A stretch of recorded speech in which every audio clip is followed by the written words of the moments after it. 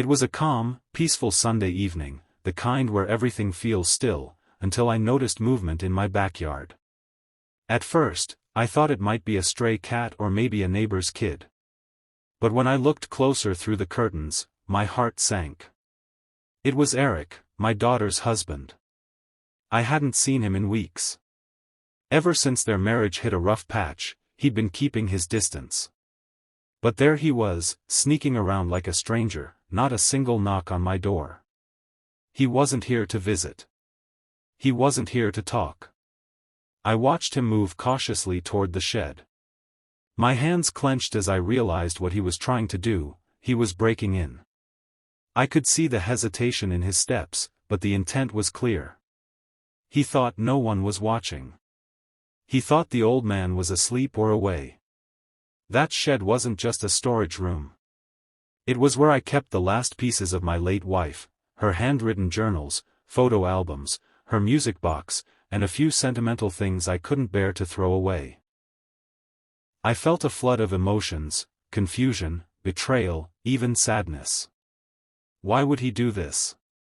Did he think I had money hidden away?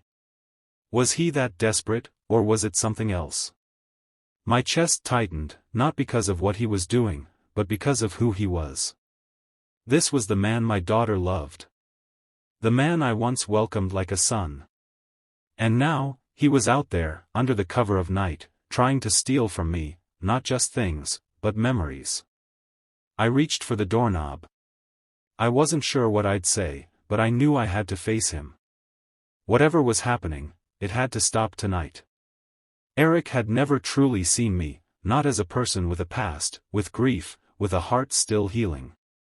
To him, I was just the old guy who paid the bills, who sat quietly at family dinners and handed out birthday cards with cash inside.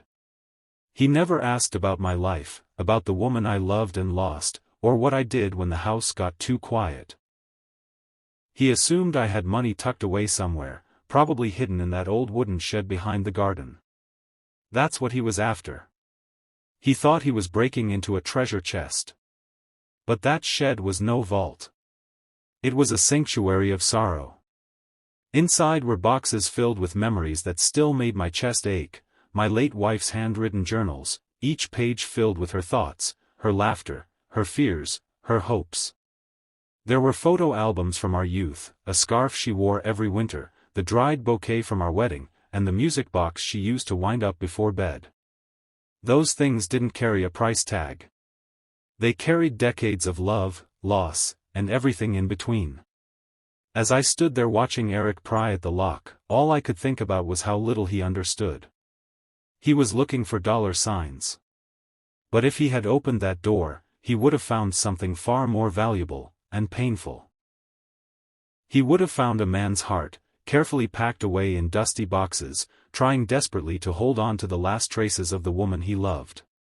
That night, it wasn't just about stopping a robbery.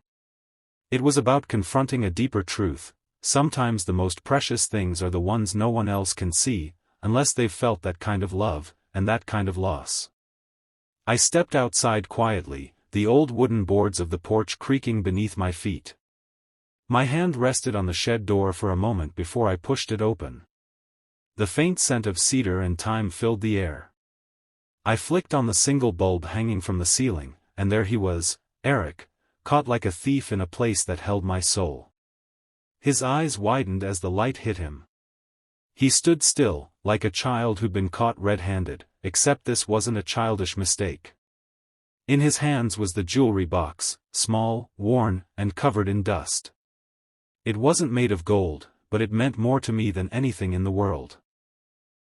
It belonged to my late wife, a gift from her mother, passed down with love and meaning.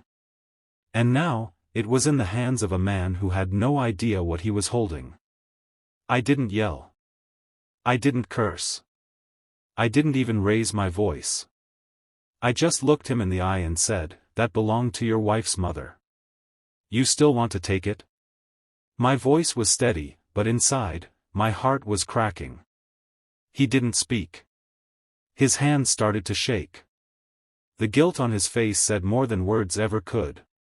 Maybe it was shame. Maybe regret. But in that moment, I saw something shift in him. The silence hung between us, heavy and raw. He slowly placed the box back on the shelf, his eyes never meeting mine. And for the first time, I didn't see a thief, I saw a broken man, standing in a storm of his own making, not sure how to step out of it. He lowered himself onto the cold concrete floor, his back resting against the wall like the weight of everything he'd been carrying had finally broken him. The anger in his face was gone, replaced by something raw and deeply human. His voice trembled as he spoke, not with excuses, but with the truth. He told me about the job he lost months ago, how the bills kept stacking up, how the loan sharks started calling. He said he couldn't even look my daughter in the eyes anymore. I didn't know who else to ask, he whispered, his eyes filled with shame. For a moment, I just stood there, watching him. All the anger I thought I'd feel never came. What I saw wasn't a man trying to steal, it was a man drowning, desperate, and ashamed of needing help. I saw a version of myself from years ago, back when I had nothing but my wife's hand to hold and the belief that things would get better. I didn't have magic answers or money to make it all disappear, but I had something else, understanding. So, I walked back into the house, poured 2 cups of tea, and brought one out to him. He looked up, surprised. I sat down beside him on the floor and said quietly, "Next time, knock on the door. You're still family." He didn't speak, but I could see the tears building in his eyes. In that moment, something changed. Maybe in him, maybe in me. Sometimes, it's not the words we say, but the grace we offer that pulls someone back from the edge. And in that silence, between 2 broken men sharing tea on a cold floor, forgiveness began. The following week, Eric showed up at the community center, just like I'd invited him to. He looked unsure, awkward even, like a man who wasn't used to second chances. I handed him a set of tools and pointed to an old rusty bike we'd picked up from a donation bin. "Let's see if we can bring this one back to life," I said. He didn't say much at first, just nodded and got to work. Over time, something in him started to shift. He'd talk more, laugh a little, and stay late to make sure each bike was ready for the kids who needed them. I'd catch him smiling whenever a child rode off on a bike he helped repair, like, for a moment, he could breathe again. Like he mattered. He told me once, while wiping grease off his hands, "Fixing something broken, it kind of fixes a piece of me too." I just nodded. I understood more than he knew. People in town began to notice. They saw him not as the guy who lost his job or nearly lost his family, but as someone rebuilding, quietly, humbly. Not everyone gets that kind of chance. Not everyone knows how much it matters. But I've learned something in all these years: sometimes, people don't need punishment. They need hope. They need to feel like someone believes in them, even when they've stopped believing in themselves.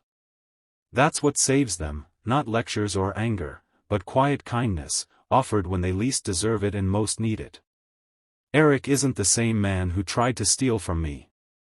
He's something better. And maybe, in giving him grace, I healed a part of myself too. This story began with betrayal, a man sneaking into the shadows of his own family, chasing after what he thought was hidden wealth. But what he found wasn't money.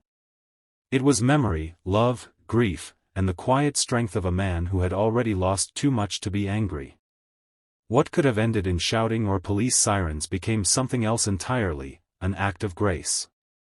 Instead of closing the door, the father opened his heart. He chose understanding over judgment, compassion over punishment. And in doing so, he gave Eric what he truly needed: not cash, not condemnation, but a second chance. A reason to believe in himself again. This isn't just a story about a man and his son-in-law, it's about all of us. About how easy it is to misjudge someone's pain, how quick we are to label others by their worst mistake. But sometimes, the most powerful thing we can do is listen, forgive, and offer a path forward. In a world that often feels cold and divided, this story reminds us that kindness still matters. That people can change. That redemption is real.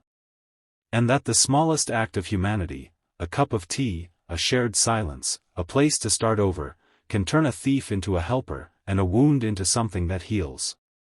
Because at the end of the day, we're all just trying to be seen, to be forgiven, and to find our way back home.